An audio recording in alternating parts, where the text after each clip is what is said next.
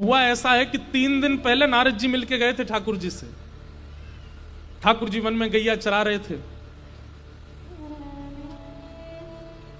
आप सबसे हमारी एक प्रार्थना है, अगर हम थोड़ी देर नेत्र ना खोलें तो आप सब कथा सुनते रहिएगा, क्योंकि ये विषय प्रसंग कुछ ऐसा है कि यहां बाह्य देख करके वो भाव मैं नहीं कह पाऊंगा, इसलिए आप लोग व्यवस्थित कथा सुनते रहिएगा।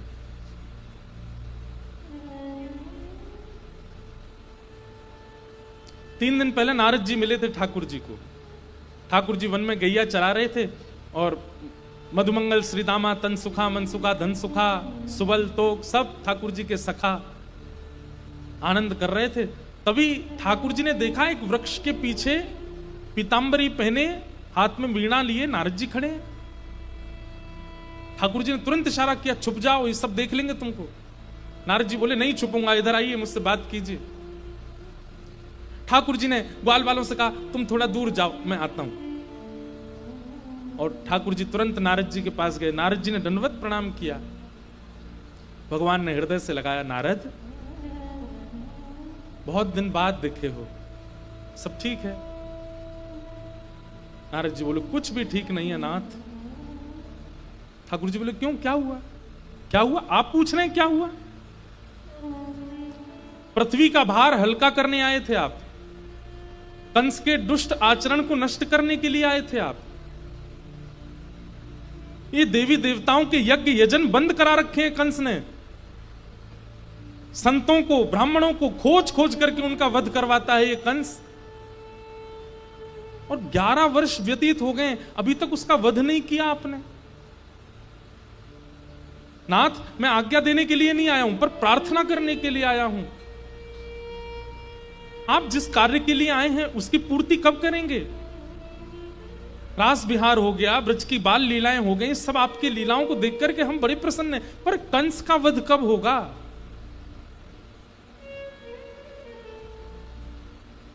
बंधुओं, आप सुनकर के आश्चर्यचकित हो जाएंगे। परब्रह्म परमात्मा त्रिलोकीनाथ स्वामी जगन्नाथ श्री कृष्ण कह रहे हैं, नारद सच पूछे तो मैं भूल गया था कि मुझे कंस को मारना है। इन ब्रजवासियों के प्रेम में, इन ब्रजवासियों के स्नेह में मैं इतना व्यस्त हो गया हूं कि मुझे और कुछ विचार करने की इच्छा नहीं होती। अरे नारद, मैं ये भी भूल गया हूं, तुझे देख करके मुझे याद आया कि मैं परमात्मा हूं। मैं ये भी भूल जाता हूं कि मैं ईश्वर हूं। प्रेम का आवरण बहुत विशाल है नारद। उसके आगे मैं जो वेदों में वर्णन करवाता हूं कि मोह और इन सब के बंधनों से मुक्त होने का क्या क्या उपाय होता है, मैं स्वयं को इन ब्रजवासियों के प्रेम में स्वयं को बंधा हुआ अनुभव करता हूं। कंस को मारना है ये मुझे याद नहीं था। नारद जी खड़े हो गए, बोले, आप ये भूल गए कि कंस को मारना है? अगर आप भूल गए हैं तो मुझे बहुत कुछ याद दिलाना पड़ेगा। कंस को मारना है, जरासंध का वध करना है, काल यवन का वध करना है। जरासंध 16 बार चढ़ाई करेगा, उसकी समस्त सेना को नष्ट करना है, क्योंकि उसकी सेना में ही पृथ्वी पर भार बने हुए सारे राक्षस रहते हैं।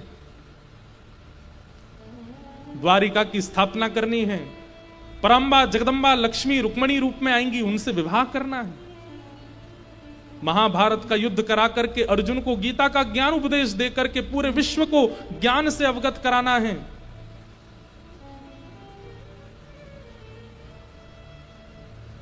अभी तो बहुत कुछ करना है नाथ, आप कैसे भूल सकते हैं? ठाकुर जी मानो बैठ करके वहीं रुदन करने लगे। नारद जी बोले, भगवान क्या हुआ? आप मुझे बताएंगे कि रुकावट कहां है, मैं कुछ आपकी मदद करूं। और मुझे कहने में लज्जा होती है कि मैं परमात्मा के आगे ये कैसे कह सकता हूं कि मैं कुछ मदद करूं। ठाकुर जी कहते हैं, नारद, वो मेरे सखाओं को देख रहे हो तुम? उन सखाओं में तुझे एक वो दिखा है, थोड़ा फटे हुए से वस्त्र पहने हैं, थोड़ा उधरे हुए से वस्त्र, वो मेरा मित्र है, उसका नाम है मधुमंगल। तुमको पता उसका स्वरूप क्या है? वो सुबह उठता है, उठते ही अपने भवन से नंद भवन आता है और आंख पर हाथ धर के आता है, किसी को नहीं देखूंगा, सबसे पहले कन्हैया को देखूंगा, और जब मेरा मुख देख लेता है तब जलपान करता है। मैं इसको छोड़ के चला गया तो इसकी हालत क्या होगी? वो पतला सा तुमको दिखाई दे रहा है, तुम जोर से हवा भी चल जाए तो उड़ने लगता है, उसका नाम मनसुखा है। जब तक मैं प्रसाद नहीं पा लेता, मेरी थाली में कुछ बच नहीं जाता, तब तक वो भोजन नहीं करता, मेरी थाली में ही पाता है और मेरा उच्छिष्ट ही पाता है। आज तक 11 वर्ष की आयु हो गई मेरी, मैंने कभी उसको नवीन प्रसाद पाते नहीं देखा। वो मुझसे रूठ भी जाता है, नाराज भी होता है तो गुस्से में मांग लेता है मेरी थाली, लेकिन पाएगा वही जो मैंने खाया होगा, मेरा उच्छिष्ट पाता है। मैं चला जाऊंगा तो भूखा रहेगा वो। मेरी यशोदा मैया जो प्रतिक्षण प्रतीक्षा करती है कि कन्हैया अब आवेगो, कन्हैया अब आवेगो। अरे मैंने ऐसा प्रेम नहीं देखा नारद कि जहां हर दिन अपना पुत्र पिछले दिन से अधिक प्रिय लगता हो मां को। मैं कल जैसा यशोदा मैया को लगता था, आज उससे अधिक प्रिय हूं, और आज जैसा हूं कल उससे अधिक प्रिय हूं। अरे नारद, मैं किन शब्दों में इन ब्रजवासियों का प्रेम बताऊं? संसार के लोग सुख को वस्तुओं में ढूंढते हैं, अपनी भूख को व्यंजनों से दूर करते हैं, पर इन ब्रजवासियों का सुख, वस्तु, व्यंजन सब कुछ मैं हूं। मैं यदि इन्हें छोड़ करके चला गया तो ये कैसे जिएंगे?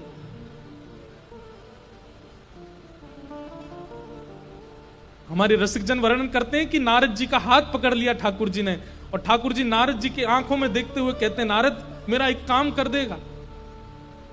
नारद बोले, क्या? तू शंकर जी के पास जा, तू ब्रह्मा जी के पास जा, और उनसे जाकर के कह दे कि वे ऐसा तप करें कि उनके तप से एक और नारायण प्रकट हो जाए और वो सृष्टि का संचार करे। मैं वृंदावन छोड़ के ना जाऊं, किसी और पर ब्रह्म को ढूंढ लो। क्या पर ब्रह्म की पदवी कोई और ले सकता है? नारद, मैं इन ब्रजवासियों से दूर नहीं जा सकता।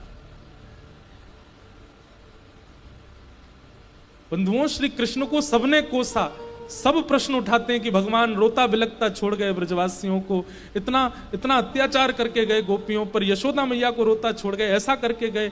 अरे उनकी स्थिति किसी ने देखी नहीं।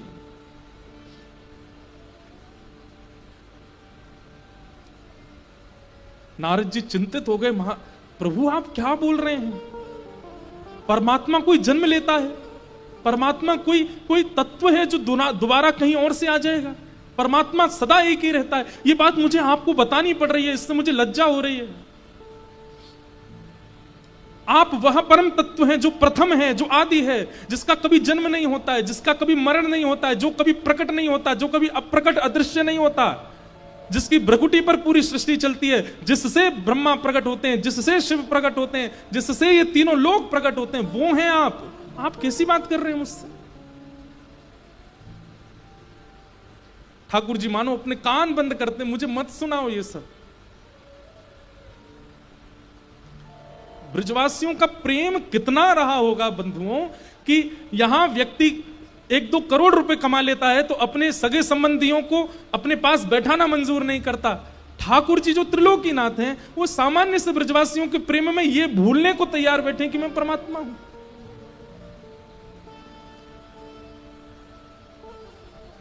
नारद जी कहते हैं, भगवान आपको मेरी सौगंध है, मुझे कुछ नहीं पता। मैं परसों आपके हाथों कंस को मरा देखना चाहता हूं, और ये पूरी लीलाओं का विस्तार आपको करते हुए पुनः वैकुंठ आना है। और ऐसा कहकर के नारद जी वहां से अंतर ध्यान हो गए। बंधुओं, जिस दिन अक्रूर जी को आना है ना, उस दिन ठाकुर जी इतने विचलित हैं कि आज ना तो हंस रहे हैं, ना पा रहे हैं, ना खेल रहे हैं, ना घूम रहे हैं। जैसे ही अक्रूर जी आ गए, मानो जैसे ठंडे पड़ गए हों श्री कृष्ण की, अब वो समय आ गया। और अब अक्रूर जी कह रहे हैं कि कंस ने पुरस्कृत करने के लिए बुलाया है, नंद यशोदा दोनों मना कर रहे हैं, नहीं हमारो लाला नहीं जाएगो। तब अत्यंत कष्ट में, अत्यंत वेदना में अपने हृदय पर पत्थर रखते हुए श्री कृष्ण रोने लगते हैं और मैया यशोदा से कहते हैं, मैया हम बे तू क्यों चाहेगी कि मुझे पुरस्कार मिले? तू तो बस मुंह को उखल में बांधना चाहे, तू तो मेरे पीछे छड़ी लेके भागना चाहे, तू तो बस अपनी गैयान को चरवाना चाहे, तू क्यों चाहेगी कि मुझे पुरस्कार मिले? दुनिया के बालक ऐसे ऐसे पुरस्कार जीत के आमे, मेला देखवे जामे, मैं और दाऊ दादा कभी वृंदावन से बाहर भी गए, कभी जानी ना दे हमें। अरे दाऊ दादा जा मैया की तो ऐसी मन में है जी हम दोनों ने घर में ही बूढ़ा कर लेगी, कहीं ना जान देगी हमें। ये सब बात ठाकुर जी हृदय पर पत्थर रख के कह रहे ताकि मैया के मन में संवेदना हो जाए और मैया जाने की स्वीकृति दे। ठाकुर जी रूठ करके भीतर चले गए, नाटक कर रहे हैं, मन से नहीं चाहते पर कुछ तो करना पड़ेगा जाने के लिए। यशोदा मैया घबरा गई, अरे मेरो लाला तो बहुत मन में लगे हो भैया बात को। यशोदा मैया गई, हृदय से लगा, श्याम सुंदर, अरे कन्हैया सुन, तू को कैसे पुरस्कार चाहिए मैं दे दूंगी, तू को नंद बाबा से दिला दूंगी। ठाकुर जी गोद से उतर के जाने लगे, मोह ना चाहिए मैया, सब घर में ही व्यवस्था कर दो, मुझको यहां तक कहीं मत जान दियो तुम।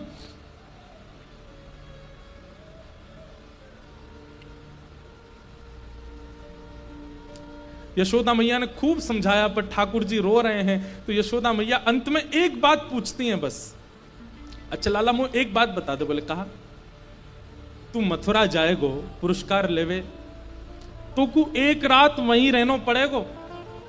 अक्रूर जी बता रहे, और मुझे तो पता है तू मेरे बिना एक मिनट ना रह सके, तू तो रात में सो ही ना पावेगो, तो मेरी गोद में सोना होवे, तू तो मुझे पकड़ के सोवे, अब रात में तू वहां कैसे सोएगो? मैं तो जाऊंगी ना संग में, फिर क्या होएगो?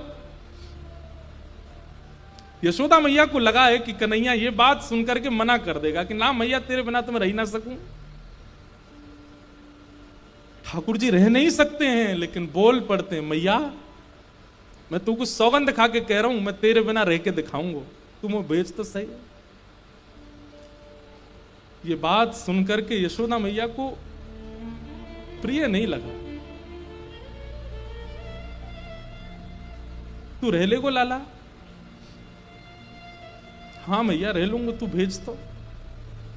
इसके बाद मैया कुछ नहीं बोली।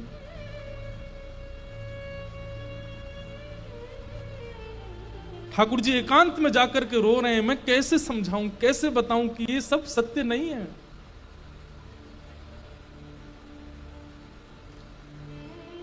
रात्रि का समय हो गया, पूरे ब्रज में हवा की तरह बात फैल गई। आज ब्रजमंडल में आनंद नहीं है। आज ना तो किसी घर में गाय का दूध निकाला गया है, ना कहीं पशु पक्षी चहक रहे हैं, ना किसी प्रकार की कोई व्यवस्था हो रही है।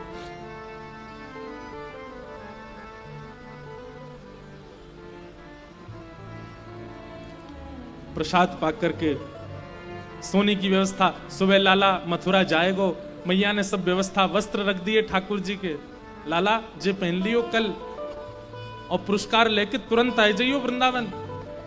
हाँ मैया मैं परसों आ जाऊंगा।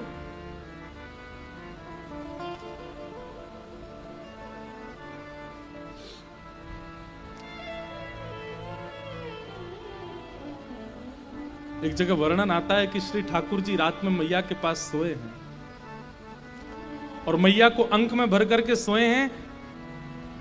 मैया के वक्ष पर अपना मुख लगा करके ठाकुर जी ऐसे बिल्कुल अंक में भर के सो रहे हैं और बार बार लंबी लंबी श्वास भर के यशोदा मैया की अंग की सुगंध को माने अपने अंदर समेट रहे हैं, व्यवस्थित कर रहे हैं, जैसे मानो बहुत लंबी यात्रा पर जाना है, ये सुगंधी मुझे दोबारा पता नहीं मिले ना मिले, इसलिए आज इस बहु मात्रा में सुगंधी को अपने अंदर धारण कर लूं।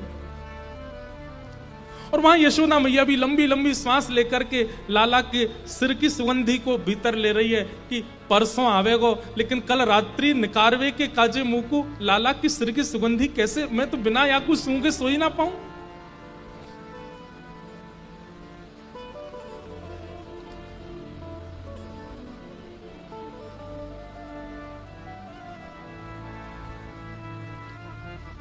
प्रातः काल का समय हो रहा है, और श्री यशोदा मैया अत्यंत व्याकुल हैं। सूर्य उदय होते समय सब ब्रजवासी प्रार्थना कर रहे हैं, हे सूर्य नारायण आप उदित मत हो, क्योंकि आपके उदित होते ही कन्हैया चलो जाएगो। सूर्य उदय जैसे ही हुए सब ब्रजवासियों के रो नहीं रहे हैं, बस सिस्कारियां चल रही हैं कि अब हम कैसे जिएंगे।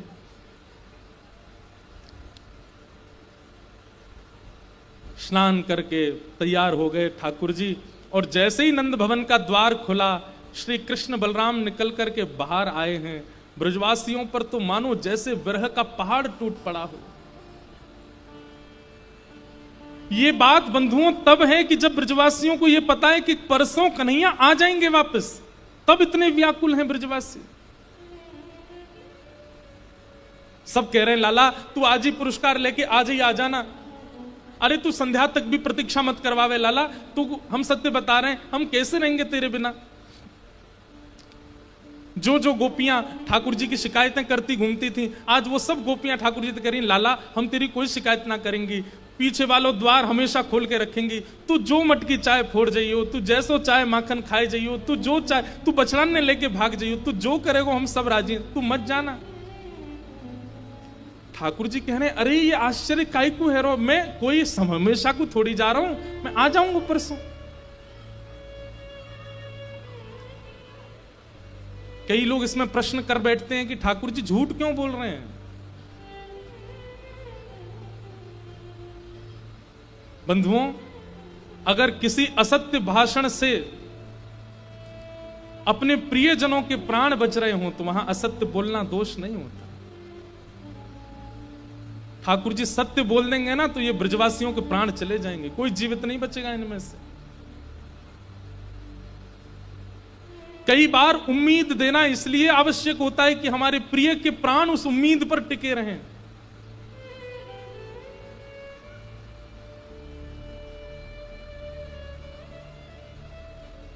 ठाकुर जी ये उम्मीद इसलिए देके जा रहे हैं कि कहीं आत्मदाह ना कर लें अपना।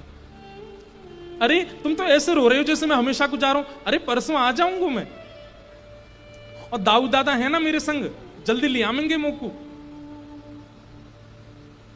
सब ब्रजवासियों से मिल रहे हैं, सब सखाओं से मिल रहे हैं। एक जगह वर्णन करते हैं कि किशोरी जी के सामने ठाकुर जी गए और किशोरी जी से अपनी कुछ भाषा में ठाकुर जी कहते हैं, हे श्यामाजू आप तो सब जाने, आप तो अंतर्यामी हैं कि मोकू लीला विस्तार के लिए ब्रज से बाहर जानो पड़ेगा, कृपा करके मोहे आज्ञा दो।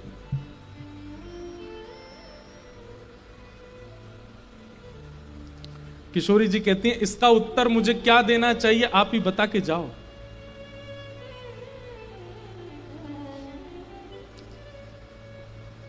प्रिय जब जा रहा हो तो उसको रोकते नहीं है, टोक लग जाती है। और प्रिय यदि जा रहा हो और उसको कोई रोके ना तो फिर प्रेम कैसा। प्रेम का स्वरूप है कि प्रिय जा रहा हो तो उसको रोकना चाहिए, लेकिन प्रिय यदि शुभ कार्य के लिए जा रहा हो तो उसको रोकना नहीं चाहिए, टोक लग जाती है, कार्य अशुभ हो जाते हैं। मैं क्या करूं, मैं प्रेम के स्वरूप में हूं इसलिए मुझे रोकना चाहिए, लेकिन आप शुभ कार्य का बहाना करके जा रहे हैं तो मैं रोकती हूं तो टोक लग जाएगी। अब इसका उत्तर मैं क्या दूं कि आप जा रहे हैं, मैं रोकूं कि ना रोकूं, बताइए। रोकती हूं तो टोक लगती है, ना रोकूं तो मेरा प्रेम कैसा।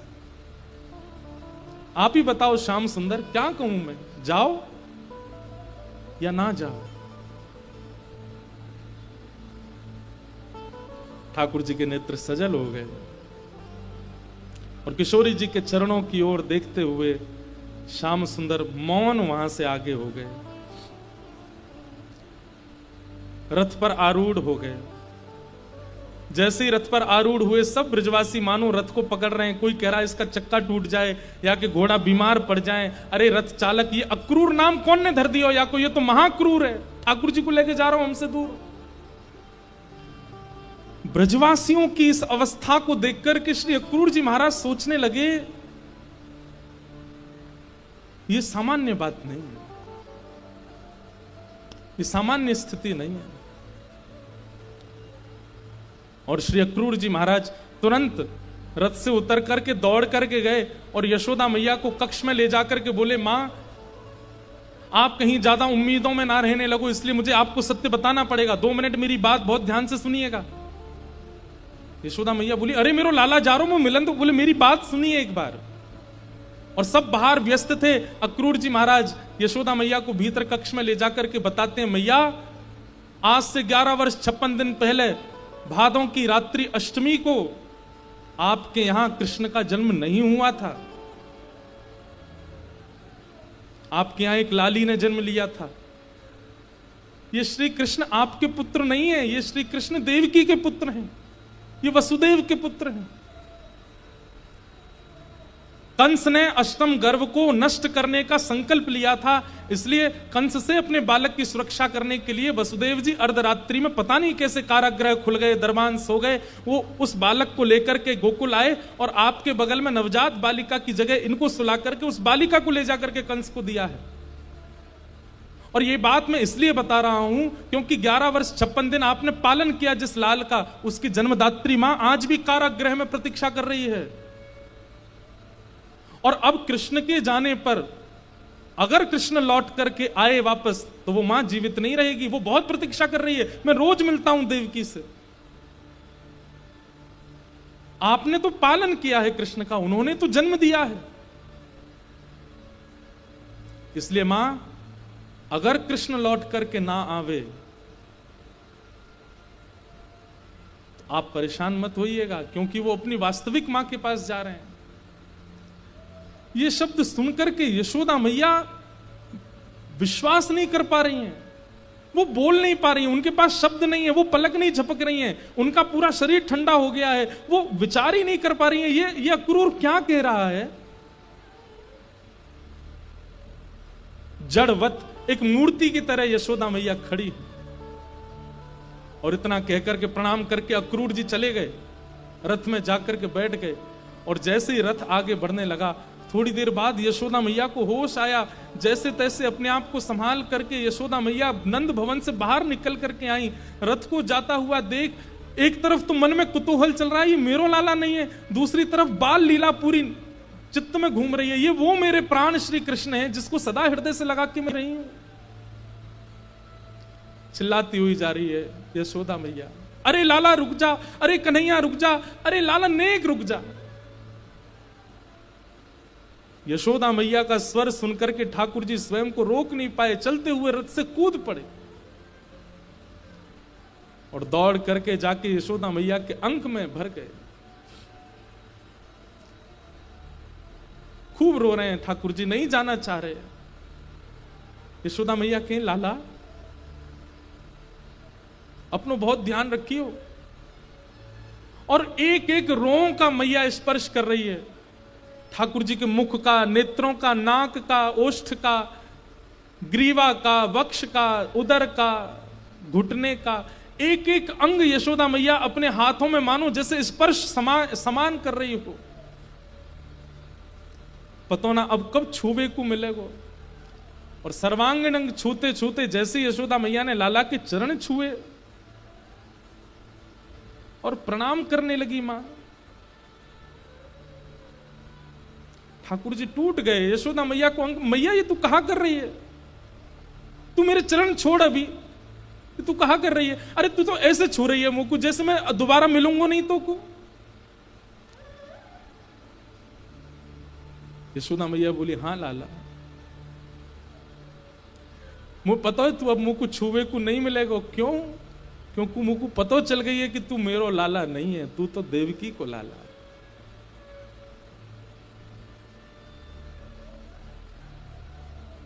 भादों की अष्टमी की रात्रि को कहा भयो मुंह को अक्रूर जी ने सब बताए दिए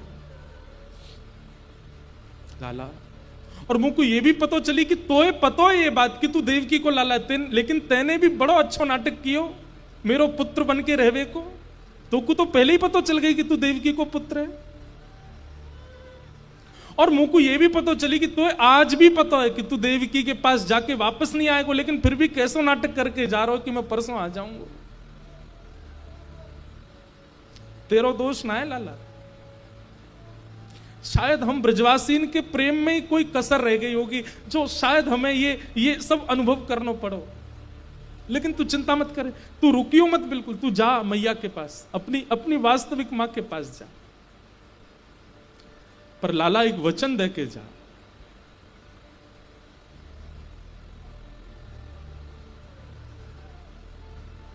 यशोदा अस्वस्थ है तू मत आइयो, यशोदा कहीं गिर गई है तू मत आइयो, यशोदा के चोट लगी तू बिल्कुल मत आइयो, लेकिन जब तू को पतो चले कि यशोदा मरवे वारी है लाला तू वह समय आ जाइयो बस। और मैं अपने प्राणन से प्रार्थना करूंगी कि तब तक नहीं निकले जब तक मेरो लाला मेरे सामने नहीं आ जाए।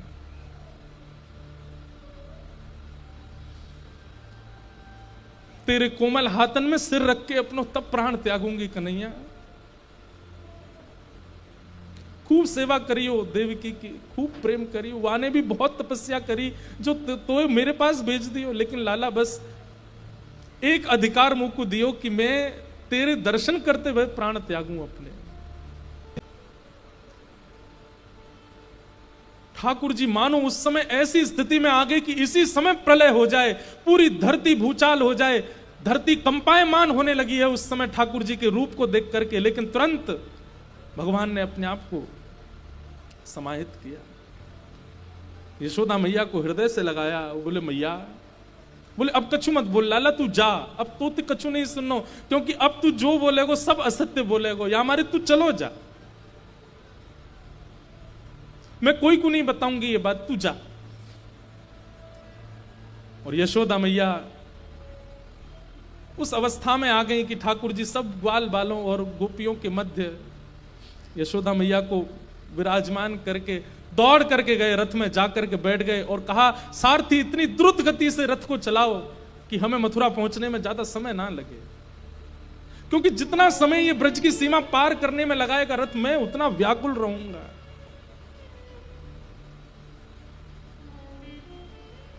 ठाकुर जी मथुरा चले गए। आपको पता है ब्रजवासी अभी भी इसी आश में मथुरा की ओर देख रहे हैं कि लाला हमारी याद आ जावेगी, जे लेग दूर जाते सोई दौड़ के आ जाएगा वापस, ये जा ही ना सके हमते दूर। कई ब्रजवासी तो रो ही नहीं रहे बल्कि रोते हुए के आंसू पहुंच रहे हैं। तुम काय रो रहे, अरे हम यहाँ लाला जाने जे नंद जी को छोरा हमारे बिना रही ना, अब ही देखियो अब ही दौड़ता हुआ आवेगो। और इसी आशा में खड़े खड़े खड़े ब्रजवासियों को रात हो गई, अंधकार जैसा होने लगा। एक टक बिना कुछ बोले टकटकी लगाए उस मार्ग में देख रहे हैं जिसमें रथ गया है कि कन्हैया आ जाएगा। ठाकुर जी नहीं आए,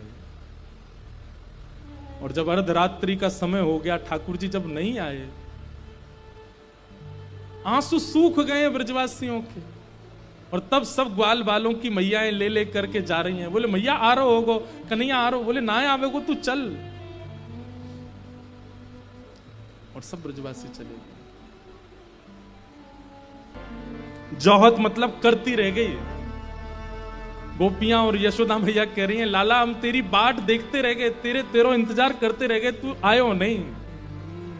झूठी प्रीत करी मनमोहन या कपटी के साथ, हमने कपटी ते प्रेम कर लियो, झूठ बोल बोल के चलो गए हम।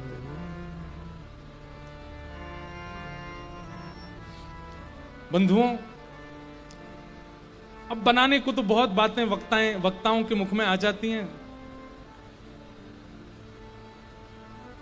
पर वास्तव में विश्व कल्याण के लिए गोपियों ने दान किया है श्री कृष्ण का, किशोरी जी की आज्ञा पर।